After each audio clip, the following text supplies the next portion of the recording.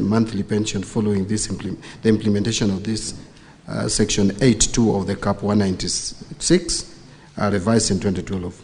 But there are also further efforts to review the pensions which have been guided by the recommendations of AJAABU Tribunal, which was appointed by the Parliamentary Service Commission to review the terms and conditions of the service for members and staff of Parliament.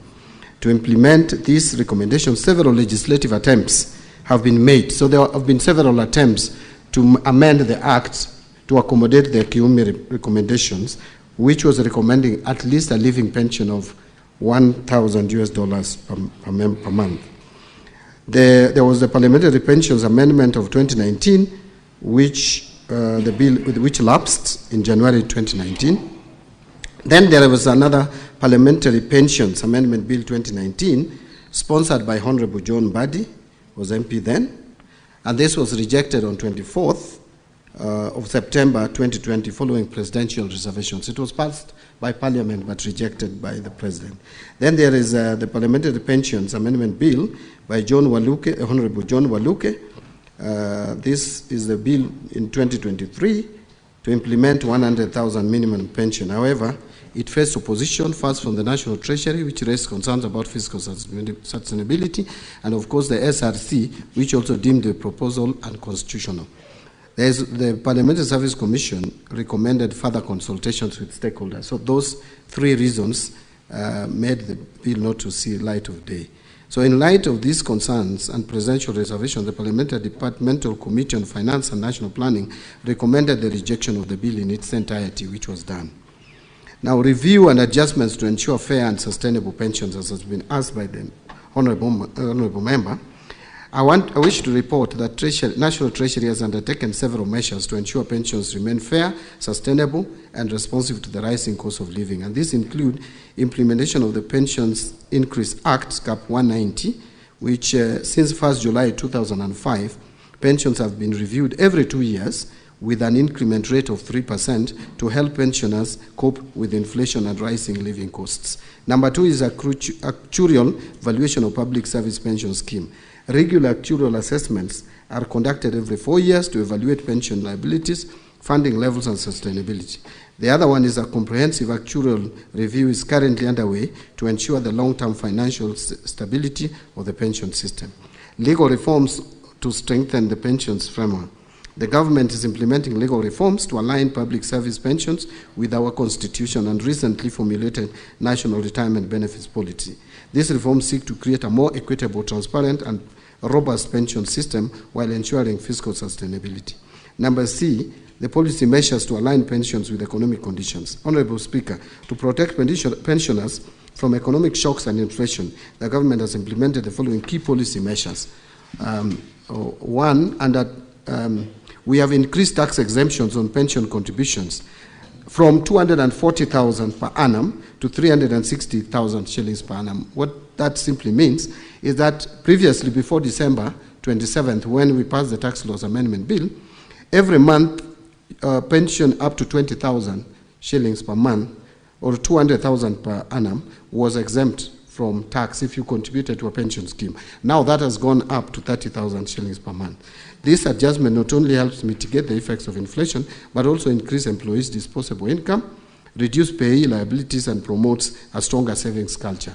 This is one of the provisions in the Tax Laws Amendment Bill, which is now an Act of Parliament, that was very progressive, and we encourage Kenyans to support, and fortunately it was passed. The other one is tax exemption on pension benefits. The removal of taxes on pension benefits provides retirees with a higher post-retirement income, improving their financial well-being and ensuring a more comfortable retirement. I wish to report here, Mr. Speaker, that for those who may not know, that from 27th of December last year, anyone accessing his pension is now accessing it without paying any tax. And that is like saving 30% of your entitlement. And I think it has been very progressive. Those who have benefited from the same can attest to that. And also encouraging long-term retirement savings. These tax reforms create incentives for individuals to save more for retirement, strengthening financial security in old age and reducing dependency on government support in later years. We are also strengthening post-retirement medical care. Mr. Speaker, as you are aware, that we are now providing tax exemption on post-retirement medical contributions. If you are contributing to post-retirement medical scheme, you enjoy tax exemption. The other one is establishment of post-retirement medical funds. Treasury, through Circular Number 9 of 2024, authorized pension schemes to set up dedicated post-retirement medical funds, ensuring retirees have access to affordable and sustainable healthcare solutions. And Mr. Speaker, I'm sure you're aware that even Parliament is presently in the process of setting up this fund to take care of retired members of Parliament in their medical needs when they retire. And this is to all public servants. Development of an end-to-end pension administration system. The government is investing in a modernized pension administration system that leverages advanced technology to improve efficiency and scrutiny. We are also integrating blockchain and biometric technology, which will enhance the security of pension management, ensure real-time tracking of pension disbursement, and eliminate delays in pension processing. In fact, we are looking towards in terms of integration of IFMIs for timely remittances. The system will be fully integrated with the Integrated Financial Management Information System. The aim here is to transfer retirees automatically from being employees earning a salary to retirees earning pension benefits without going through rigorous steps of processing your pension. It should be seamless. From 1 month to the next, if you retire, you should start getting your pension. And these reforms collectively strengthen retirement security, improve pension fund sustainability, and enhance post-retirement quality of life.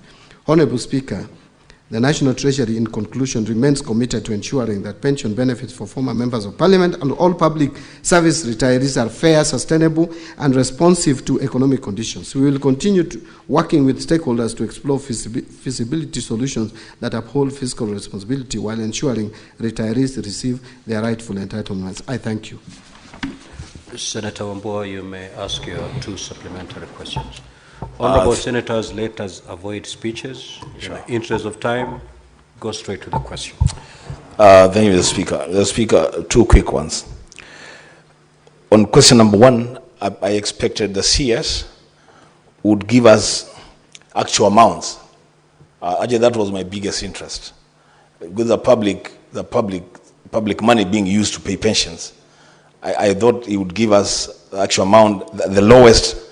What amount of money is the lowest pensioner earning and the highest earning? Because that will inform his response to the benefits that they have gotten from tax exemption.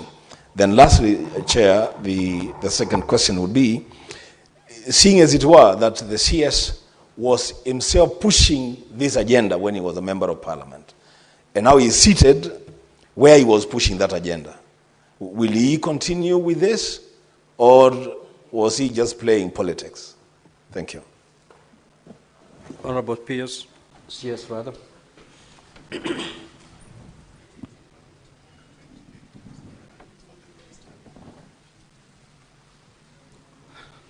Thank you. On actual amounts that these members earn, I may not have the actual figure, but I'm told the lowest is in the region of about 28,000 shillings per month.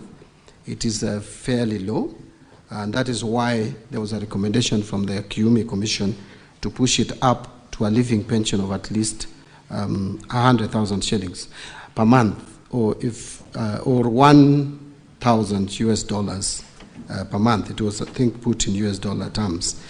But this, I want to repeat again, that you can only be able to change it if you amend the law, because the law as it is, you cannot change the actual amounts that these honorable members or former members of Parliament earn. In terms of the CS pushing the agenda, yes, I pushed the agenda as a legislator who has the powers to legislate. Now I don't have that power.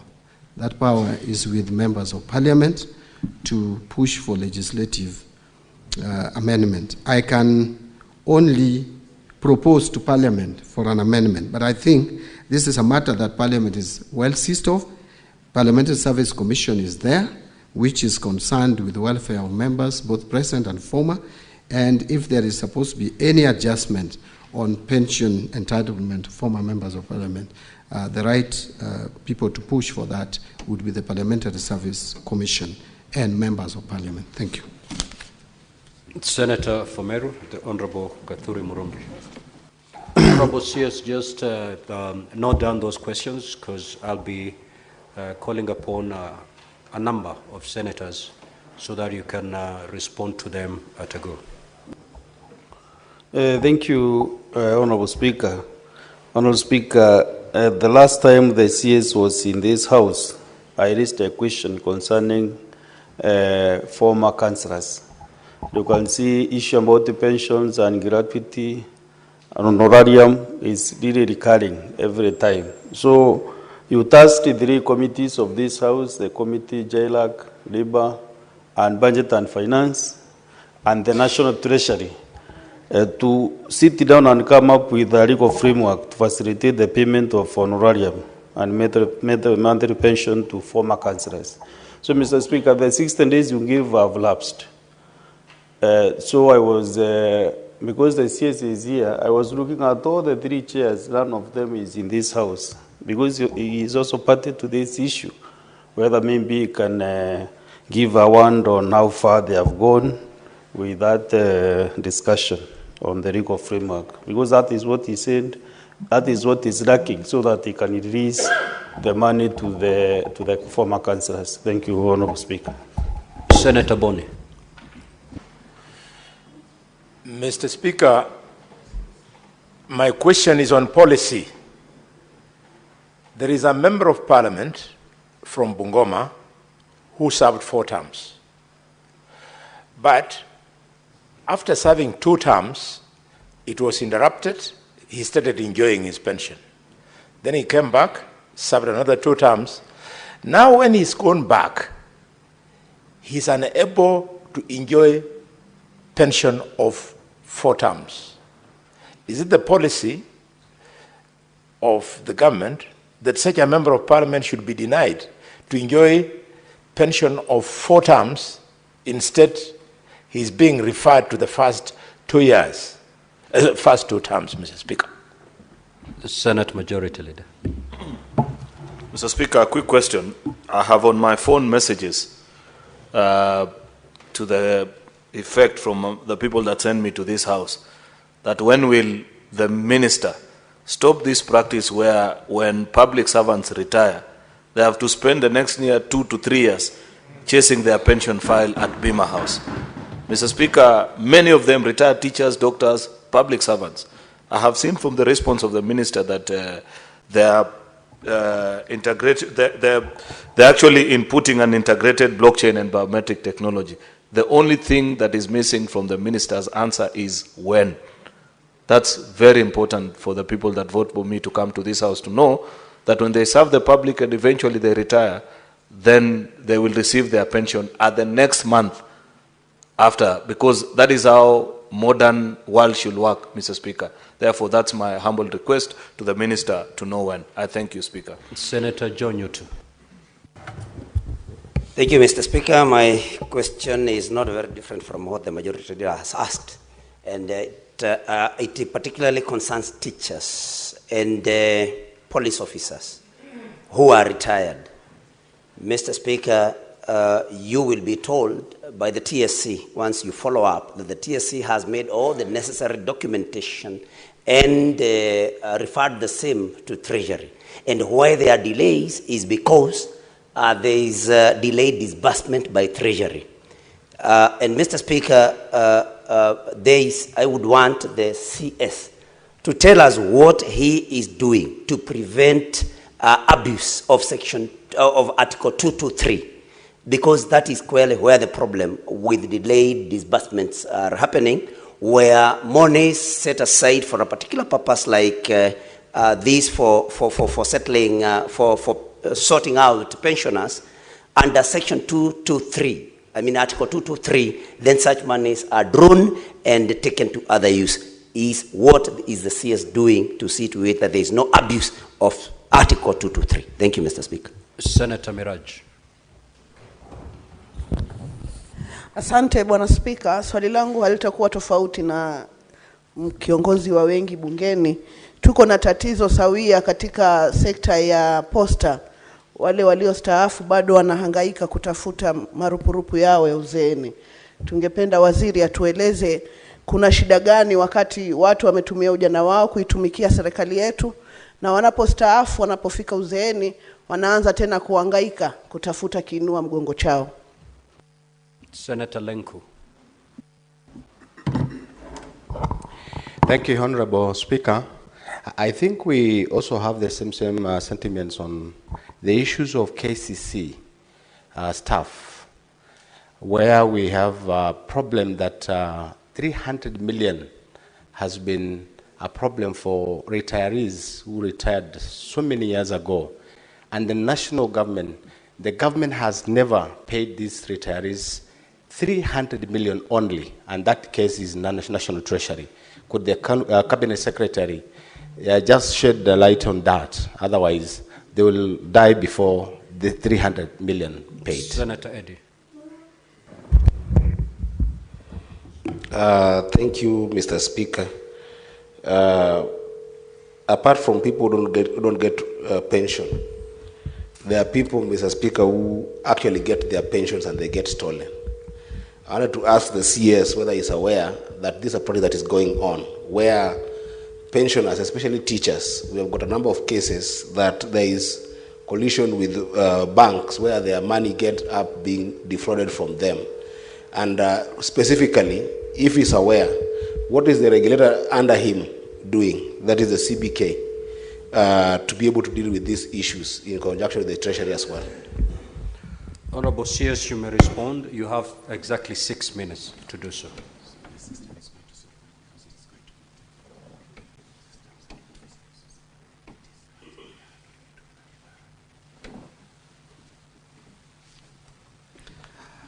Thank you, Mr. Speaker. I don't know whether we will still address question number 048, because it's like we are the supplementary questions to the one. The question those that you feel will be answered through your response to question number 048, you need not respond to them now. On the question of the team that was supposed to be put together to look at the issues of former councillors, I thought this was supposed to be Senate-driven, Parliament-driven.